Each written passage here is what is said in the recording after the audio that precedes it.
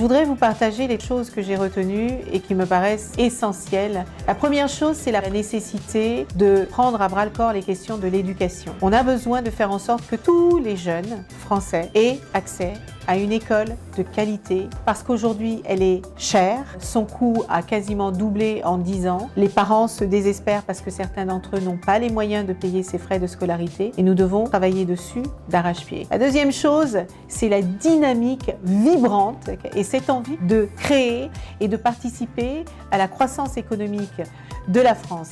Si aujourd'hui j'ai envie de voter pour Elisabeth Moreno, c'est parce que je crois dans les engagements qu'elle porte. J'attends de la députée qu'elle représente au maximum les binationaux, les Français à l'étranger de la 9e circonscription. Et quoi de mieux qu'une binationale pour accomplir cette tâche? Je trouve son parcours intéressant, autant son parcours entrepreneurial que son engagement au service du rayonnement de la France dans le monde. J'aimerais qu'elle puisse nous représenter au sein de l'hémicycle à l'Assemblée nationale et nous défendre et de porter notre voix.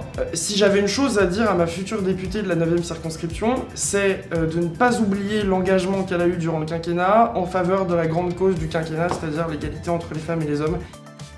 Et puis surtout, ce que j'ai retenu, c'est cette volonté d'avoir des relations avec la France qui soient exponentielles. Nos relations datent de siècles. Ce sont des relations d'abord humaines, culturelles, économiques, sociales, politiques. Il y a énormément de choses qui nous lient et il n'y a pas un seul Français que j'ai rencontré qui ne m'ait pas dit sa grande volonté de voir ces relations s'étendre, couvrir des sujets toujours plus vastes et toujours plus solidaires pour pouvoir avancer ensemble.